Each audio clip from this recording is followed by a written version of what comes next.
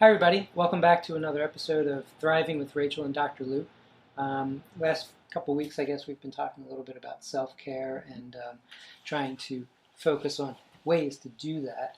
I know recently it's been nicer. The weather has been really good. Finally. It's been so much more exciting to get up and go places and get outside and take walks. After that first week of the time change, I think it got a little bit easier because I don't know about you with this year, the time change for some reason both blew my mind. It really affected me, especially sleep-wise. Yeah. It threw me off completely. It took me a few days, but I don't know. But definitely enjoying, I guess, it being lighter later. I think for me, at least, the problem with that is I keep waiting for the weather to get better. And for me, I tell myself a lot, when the weather's better, I'll get out and I'll do more. When the weather's better, I'll, make more time for certain things. And I look forward to this time all year. And now it's here. And now it's here. And I don't know if, if that's like a light switch for you, if good weather just makes things better for you, or if you struggle at all. I know for me, I've been at least personally struggling with a lot of all or nothing thinking this week of the weather's here, but you're still not doing the thing, or I wanted to get out and work out outside, go for a run or go for walks more. And I walked to a food truck yesterday and I carried the ice cream back to my house, that's self-care. I've kind of been kicking myself because I'm like, oh, well, it's finally here, Rachel. What are you doing? You're not, as if it was supposed to be a light switch. And I think, I don't know, I've had to do a lot of work this week on reminding myself that it's not just one thing happens and it just falls into place. That's not how it works. And I think I've convinced myself probably at most years that's just how it's supposed to work. And I don't know, I've been struggling with that a little bit more recently. Yeah, I think it's tough when we look forward to things and then it happens, and then we're kind of putting ourselves in this position where we're expected to, okay, now boom, it's this thing. Yeah. I know it's been really nice out, and I've been wanting to get out more, but I just recently changed up some of my exercise routine, which is more inside, indoor, naturally. And I'm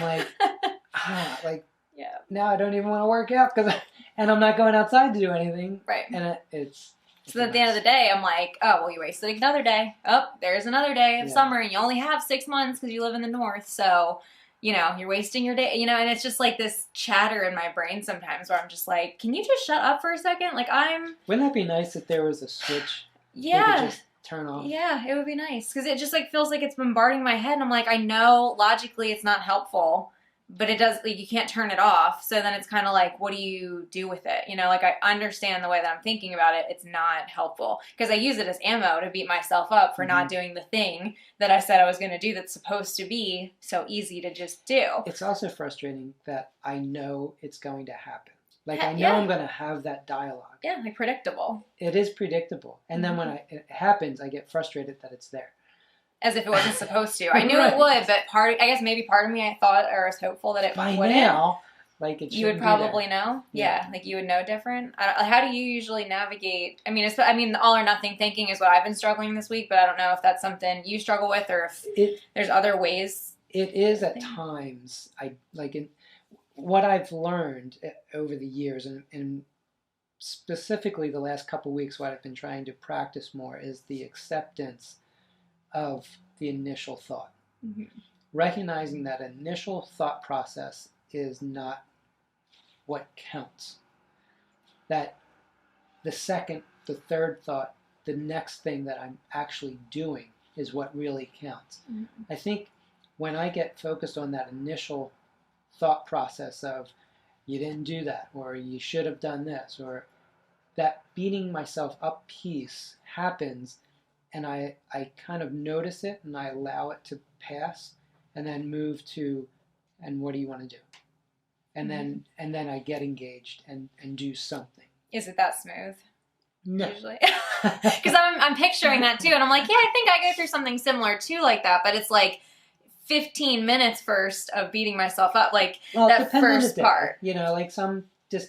Sometimes it's smooth. Yeah. And then other times it's I'm stuck here for 10, 15 minutes. And then I'm like, oh, you just did it. What do you, that's not helping. Stop doing, it's. Yeah.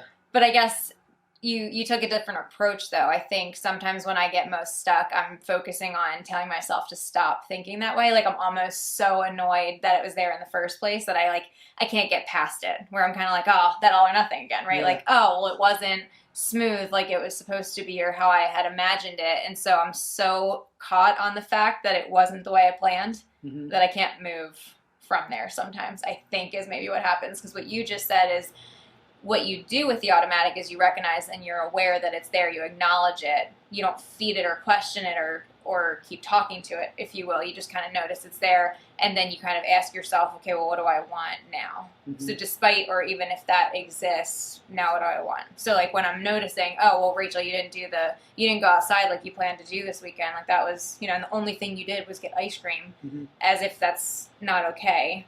Recognizing maybe that that's there, and do you still want to go outside right now? Yeah, and you can. Maybe. Like, I think that's the benefit of recognizing what you're thinking and recognizing that at this moment I can then do whatever it is that I was hoping to do. Now, if I wanted to be out in the sun and it's 9 o'clock at night, obviously I can't do that. So then how do you navigate that then if it's like too late? Or that's maybe what my thoughts are saying. So the way I navigate that is what else was on my list of what I wanted to do, right? So if I can't do it because daylight is no longer there, well, did I want to read? Did I want to, call somebody that I haven't talked to in a while? Was there something that I wanted to watch on TV? Was there something, that I wanted to do around the house that I could still do? It's not about I didn't do what I wanted to do today, therefore my day's ruined. It's, yes, I didn't do what I wanted to do today. I didn't go outside. Mm-hmm. And I can still do X, Y, or Z. It's like just adding to that story a little bit. Yeah. So then how do you though, so not to rebuttal, but I'm trying to picture if I was really doing this outside of here, like that sounds great. And I always have something on my list that I would want to do. Right. I mean, Like, so that's never ending. Go away? No, never. I will always have it. And that doesn't have to be a bad thing. But I guess, how do you navigate? So I hear you saying add to the story a little bit, but how do you get over the fact that you didn't do that thing though? Because I guess where my brain automatically went is, well, you're just letting yourself off the hook and then you'll always just not do that thing, So I don't know. I've learned a long time ago that beating myself up doesn't really work. And anybody who does that creates this stuck point for themselves. And I think we all do it. We all go through that. But I think the more you stay there, the more it just feeds itself, right? Yeah. And so I could, like you were asking about how you're letting yourself off the hook, which almost implies like there's a certain penalty that you must pay. Kinda, yeah. Like you need to suffer for the night. So how much is it? Yeah. And okay, so let's come up with a cost. Once it's paid, it's paid. Yeah, but what happens if my brain doesn't let me, you know what I mean? Like, I might get over it, but then let's say the second day it happens again, and I say, oh, well, it's a pattern now. Mm-hmm. You let yourself off the hook yesterday, you're letting yourself off the hook today, so you're basically never going to get it done. Like, what's the line, I guess, do you think? Well, I get there's several things there. One is, whatever you're not doing, is it realistic to do? Secondly, if it is realistic, how are you planning to do it? If you're just hoping I get to it, it's kind of on the list, but it keeps going down because I keep throwing everything else on top. How important is it? I mean, we have to evaluate, is this something I really want to do? Why am I continuously pushing it down to the bottom of my list? Well, I think it just becomes an afterthought. Like, my weekend, I think, got away from me because I have, a 9-month-old who doesn't follow a schedule. So it's kind of like, well, I can't just leave her in the house to go outside and do what I want because she's got a nap or she's got to do this. And, or, something else, like somebody else needed me for something. Or so I think I impulsively do those things. And then the day comes to an end. And then I'm like, oh, you did it again. And it's not to say I didn't value those things that I chose to do instead, but I guess part of me still beats myself up because I didn't do the other thing. So I don't know. But that's a great example of what's realistic. I mean, you have a 9-month-old. Mm-hmm. it's not like you can reason with her and say, all right, listen, I want you to do this right need to now, go outside. and I'm going to go outside. Like, that just Yeah. doesn't work, right? So realistically, your life will revolve around your daughter and what she's doing that day. And that's okay, because you love your daughter and you want to be with her. And there are times where you can bring her over and you don't have to, No. right? Drop her off. And then you can go outside. Right. But that's a plan. Right. So if you notice that several days go by and you aren't able to do what you really wanted to do because you're taking care of your daughter, well, is it okay if somebody else takes care of her for a little bit? So then I guess it goes back to looking at pattern not as a way to beat yourself up of, see, you keep doing it, but okay, let's look at that. This keeps happening. So what continues to happen or maybe needs to happen differently so that it doesn't keep happening the same way, I guess is what I'm hearing you say. Yeah. So again, it's not an either or thing. It's how can I? Right. What's the adaptation that I need to put in place here in Right. order to do what I really want to do? Right.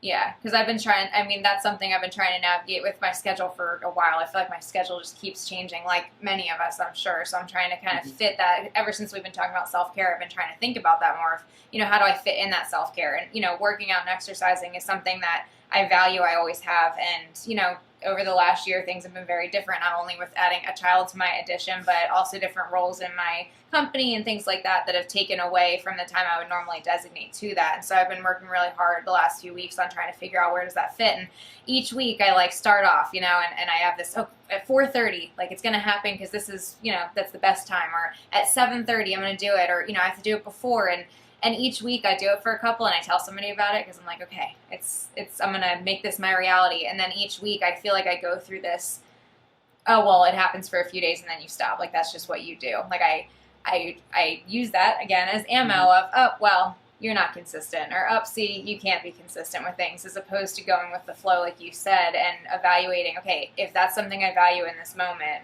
how do I accomplish that right now? Or something invariant ways with that, right?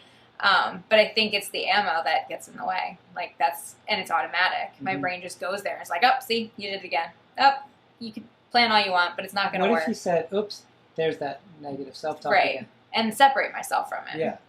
Because I think I fuse with it. And I'm like, ah. And I feel it. And I'm like, oh, I did it again. And so use that, right? Yeah. Use that emotion, that physical sensation that you're getting as a trigger or a red flag like that there, says, there it is. Yeah. And literally say, there that is. Yeah. Put your hands up and push it away, right? The other thing that's very interesting, as you were talking, I started thinking about, you know, just cameras. Like, we're zoomed to a certain degree. And we're seeing so much, right? But if we zoomed out, we would see the rest of the office here, right?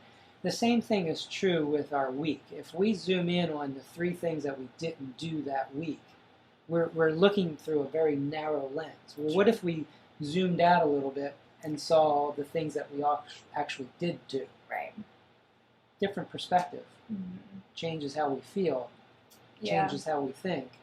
Also encourages us to do more.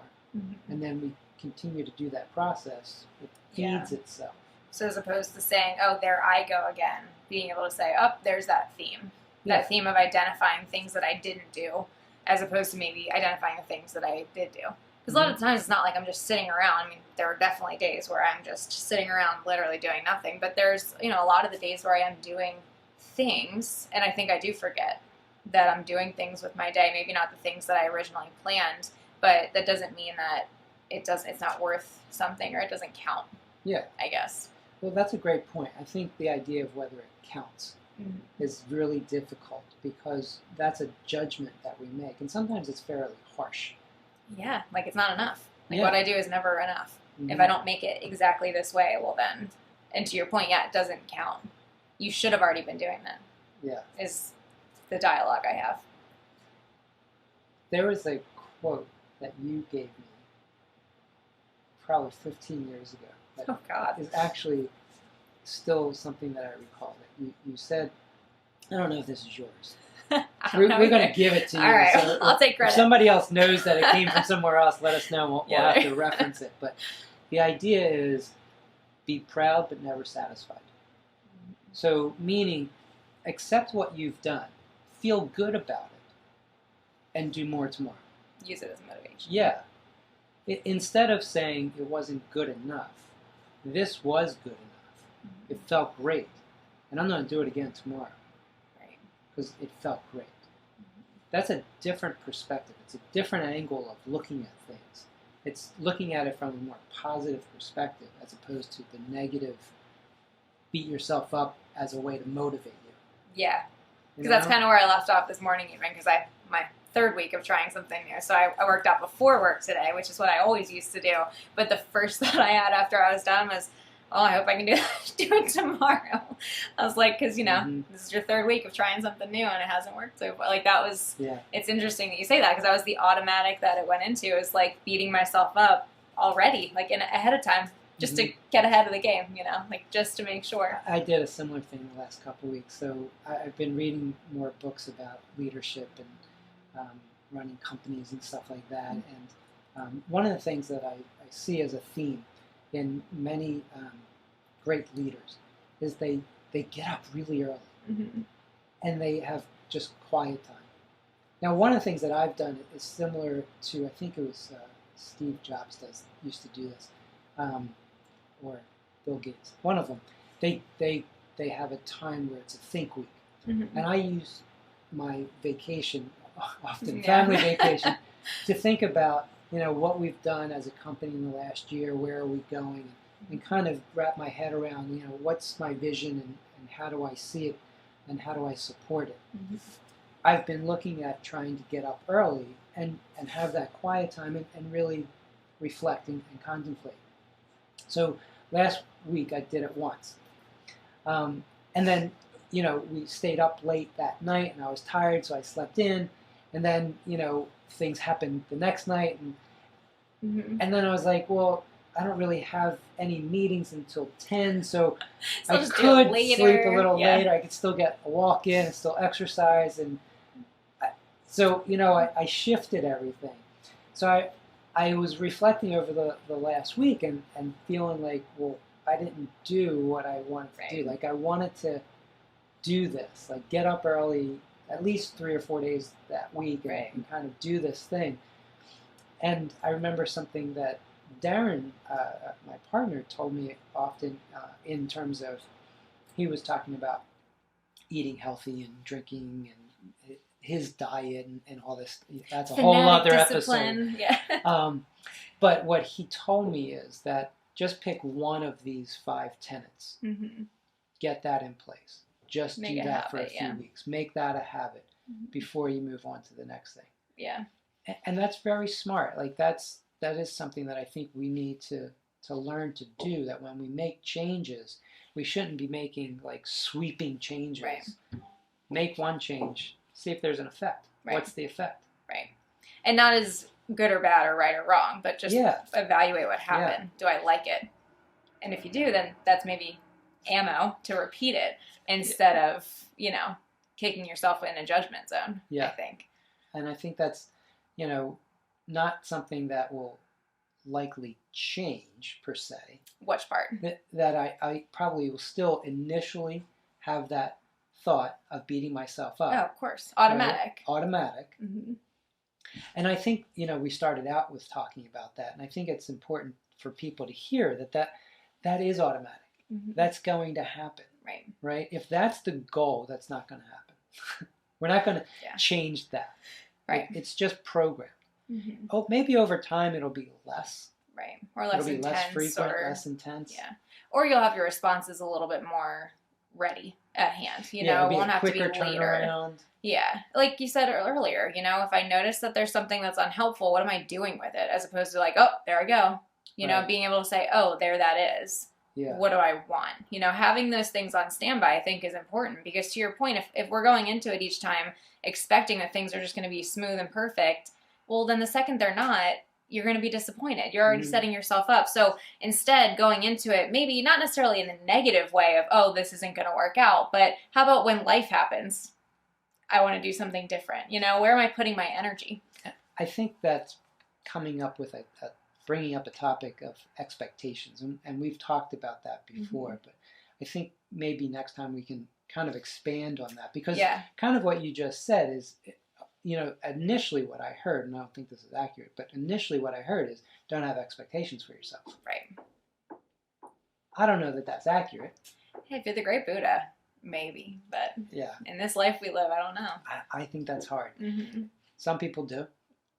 But I think we need to like tease that out a little bit more and talk a little bit more about the role of expectations and how do we navigate when we don't meet our expectations. What even is an expectation? How does it play a role in my life? I think maybe be worth assessing.